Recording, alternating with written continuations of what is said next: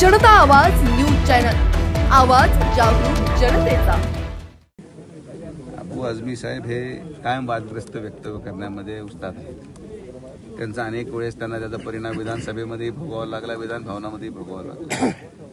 वारी आणि आषाढीची जी काही परंपरा आहे हे हिंदू धर्मामध्ये आणि देश आणि महाराष्ट्रामध्ये अतिशय अनेक वर्षापासून प्रत्येक हिंदूच्या मनामध्ये असलेली परंपरा आहे। त्या विषयावर जर ते खरंच बोलले तर मग त्याचे पडसाद त्यांना येणाऱ्या कालावधीमध्ये पाहायला देखील मिळतील।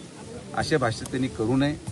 खरं पाहायला गेलं तर वारीमध्ये सहभागी होणारा प्रत्येक वारकरी हा फार सौम्य असतो आणि मला असं वाटतं की या देशामधल्या सगळ्या देवस्थानपैकी जर खरंच सर्वसामान्य गरीब माणूस जर कुठल्याही देवस्थानाला जात असेल तर ते पांडुरंगाचं देवस्थान आहे आणि आषाढीला आहे। कारण की त्यामध्ये चालणारा व्यक्ती हा स्ववर्गणीतून स्वकष्टाने कमवलेल्या पैशातून पायी जातो।